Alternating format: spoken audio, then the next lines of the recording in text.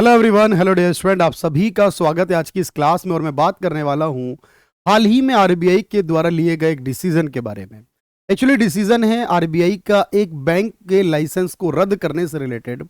अब इससे क्या कुछ इंपैक्ट होने वाले हैं, क्या कुछ फर्क पड़ने वाला है बैंक्स के एम्प्लॉयज पर, बैंक्स के डिपॉजिटर्स पर, और इससे पहले क्या 2024 में भी ऐसा कुछ किया है आरबीआई ने, उसकी बात भी मैं आपसे करूंगा।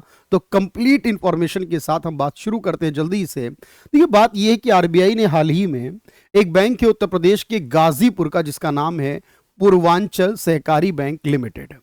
सवाल ये कि जब इस बैंक के पास प्रॉपरली जो फंड होना चाहिए, जो कैपिटल की रिक्वायरमेंट होती है, वो नहीं है, और इसका फ्यूचर जो है वो बहुत अच्छा नजर नहीं आता, बहुत ज्यादा प्रॉफिटेबल नजर नहीं आता। इसी वजह से यहां पर दो मुख्य चीजें आरबीआई के द्वारा बताई गई हैं कि पर्याप्त पूंजी नहीं है इस बैंक के पास, यानी कि जो रिक्वायरमेंट होनी चाहिए और जो कमाई की संभावनाएं हैं उनके ना होने की वजह से वो दोनों चीजें नहीं है। इसलिए आरबीआई ने यहां पर इनके बैंकिंग व्यवसाय जो है, इनका जो बैंकिंग बिजनेस है, उसके लाइसेंस को रद्द कर दिया है।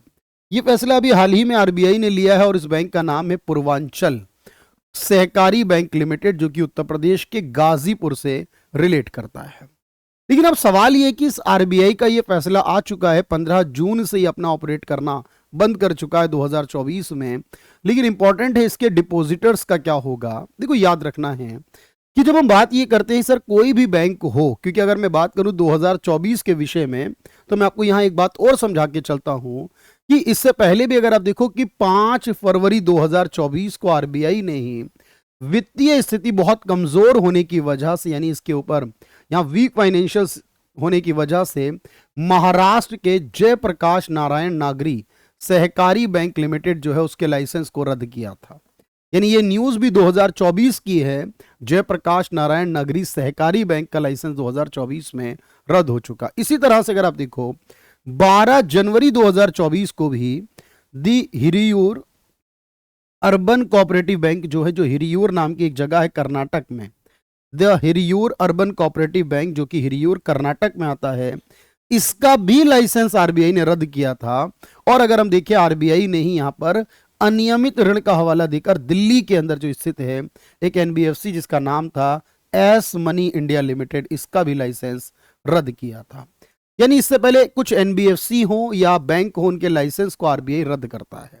लेकिन एक बात याद रखने की जरूरत है यहां, अगर कोई एनबीएफसी यानी नॉन बैंक फाइनेंस कंपनी है, डिपॉजिट लेती है वो, और उसका लाइसेंस रद्द होता है, तो उसके डिपॉजिटर को कुछ नहीं मिलता, क्योंकि उसका कोई इंश्योरेंस नहीं होता। एनबीएफसी होगी अगर अगर बैंक होगा, चाहे सरकारी, चाहे प्राइवेट, चाहे विदेशी, चाहे ग्रामीण, कोई सा भी, उसके डिपॉजिटर जो होंगे उसको यहां पर इंश्योरेंस का पैसा मिल जाएगा। यानी सर जो अभी हाल ही में पूर्वांचल कोऑपरेटिव बैंक बंद हुआ है, अगर इस विषय में मैं आपसे बात करूं तो याद रखना, इसके बाद ही इसके जो जमाकर्ता, जो डिपॉजिटर है, उनको डीआईसीजीसी नामक एक संस्था जो आरबीआई की बनाई हुई है, उसकी तरफ से 5 लाख रुपए तक कि अपनी जमा राशि का जो इंश्योरेंस है, बीमा है, वो मिल जाता है। याद रखना, जब भी कभी कंपनी बंद होती है तो 5 लाख तक, ये तक वर्ड समझिएगा ध्यान से, यानी कि अगर अकाउंट में 1 लाख हो तो 1 लाख, 2 लाख हो तो 2 लाख, 10,000 हो तो 10,000, कुछ नहीं हो तो कुछ भी नहीं मिलेगा, 5 लाख हो तो 5 लाख, 6 लाख हो तो 5 ही लाख, 10 लाख हो तो भी 5 ही लाख, 1 करोड़ हो तो भी 5 ही लाख, क्योंकि 5 लाख तक है। एग्जैक्टली 5 लाख नहीं है, 5 लाख तक का मतलब या तो कम या 5 लाख, इससे ऊपर नहीं। अब इसके डिपॉजिटर को, इसके लिक्विडेशन के बाद ये होगा, इसके डिपॉजिटर को डीआईसीजीसी यानी deposit insurance and credit guarantee corporation नामक कंपनी वो पैसा प्रोवाइड करेगी, याद रखना। और लगभग ये कहा जा रहा है इस बैंक के 99.51 यानी कि लगभग 99.5% जो जमा करता हैं, अकाउंट होल्डर्स हैं इसके अंदर, उनका पैसा उनको फुल्ली रिफंड हो जाएगा। सिर्फ 0.5% यानी आधा प्रतिशत लोग ही ऐसे होंगे जिनको ये रिफंड पूरी तरह नहीं मिल पाएगा। क्यों? क्योंकि ये कोऑपरेटिव बैंक है जनरली, और इसमें बहुत कम ही होते हैं सर जो बहुत बड़े अमाउंट को रखते हैं, स्पेसिफिक रूरल एरियाज में ये काम करते हैं, और इसीलिए यहां पर छोटे छोटे अमाउंट होते हैं। और इन सबके जिन जिन का अमाउंट 5 लाख या उससे कम है, उनको तो पूरा ही मिल जाएगा, क्योंकि 5 लाख वालों को से ज्यादा वालों को ही 5 लाख तक मिलेगा। और बाकी का डूब जाएगा।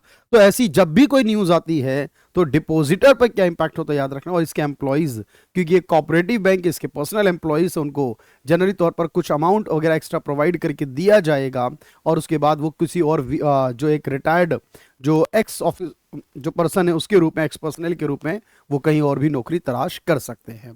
तो इस वीडियो को देखिएगा, और इसमें जो इन्फॉर्मेशन मैंने आपको दी है वो बहुत काम की है, इसको दूसरों के साथ शेयर भी कर दीजिएगा।